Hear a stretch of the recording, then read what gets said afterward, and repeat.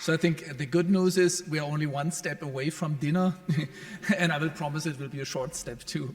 But let me start by congratulating Benno Verlen and Thiago Pinto and also Falk Witte and all the others for putting together this truly impressive and also truly global I think it's a really truly global event and conference, and I think we need it more than ever, that's for sure, and we've heard it in many of the speeches already. And of course, congratulations on putting together the Jena Declaration. I really believe we need that too, and we do not just, of course, need the declaration, but we somehow need to live by it, right, and make it effective and efficient all over the world. And I want to, the point I want to make is that I'm deeply convinced that it is not enough to simply improve a bit the technologies, right? Come up with green technologies and have better education and raise a little more awareness with respect to environmental questions and sustainability. I believe we really need a revolution in the deepest sense conceivable. We really, that's my conviction, right? And the point I want to make, we need a revolution in the mode of existence, in the mode of being in the world and to the world. And of course, you can always ask the question, who are we? I grant you that point, right?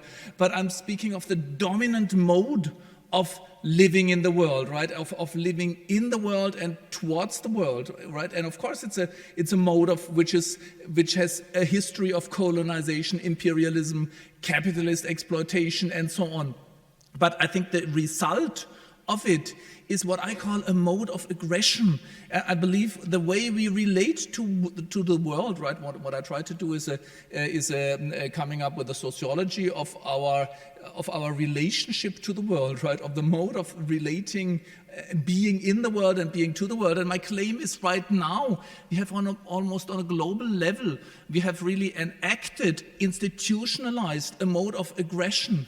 You see it in 3 dimensions. Actually, you see it on many dimensions, but we can think of 3 dimensions. One is the environmental dimension, right? The ecosphere, so to speak. We live in aggression towards nature, right? You see it in the extractive industries, right? Taking all the raw materials from earth in a very harmful way, and in the polluting industries, so to speak. So if you look at the way we the humans relate to earth, to life, to the world, it's a mode of aggression. When you look to the middle level, I would say, right, you see it here, it has been mentioned before, we live in a mode of war again, right? Competition and aggression between nations, between people has come back. I believe that's no chance. It depends on the way we have institutionalized life, on our mode of relating to the world. This leads to aggression on the social level. Not just directly in war. There's an interesting study by the London School of Economics, Michael Bruter, who really analyzed political culture actually all over the world. He started mainly with democratic cultures, and he sees that aggression towards those who have other opinions increases all over the world, right? Like the Republicans in the US hating the liberals, the Brexiteers in England hating the Remainers, or those for vaccination in Germany hate those who are against vaccination. It's no longer that we consider those who have different opinions, beliefs, and ways of living or loving as different, but as hindrances towards the way we want to live. And we see the mode of aggression in the way we deal with ourselves. I mean, when you look at the WHO, the World Health Organization's report, you clearly see that burnout and stress and anxiety-related diseases are on the rise at increasing numbers, right? It's auto-aggression. Permanently, we have to improve ourselves, to optimize ourselves. So we are heating up the atmosphere and burning out the soul, if you so like, right? So something is fundamentally wrong, and I think it's not enough to somehow become a little more aware of this, of the sustainability question. So the question is, where does this mode of aggression come from? And I believe it has not just a culture. It depends on what you mean by culture, right? I will end in a second by this, but it also has a structural side, what I call the mode of dynamic stabilization, and of course, course, the Club of Rome has exactly pointed to this more than 50 years ago, right? Or 50 years ago. A capitalist society in particular, but I believe it's not just capitalism. It's also the way we organize science and our whole social systems, right? They live in a mode of, or they operate in a mode of dynamic stabilization. We permanently have to achieve growth, acceleration, innovation. Digitalization is just last, so to speak, the last mode of achieving this.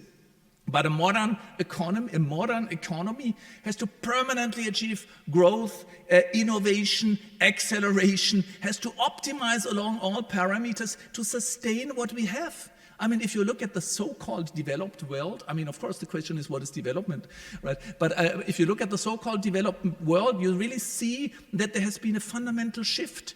People no longer claim that we work hard and try to achieve growth and so on in order for our kids to have a better life. Right? Now the dominant mood is we have to run faster and faster every year to achieve growth and innovations to stay where we are, right? For the kids to not fall down in some sort of abyss. So the mode of dynamic stabilization, right, is an institutionalized mode of aggression towards the world on all levels of our existence.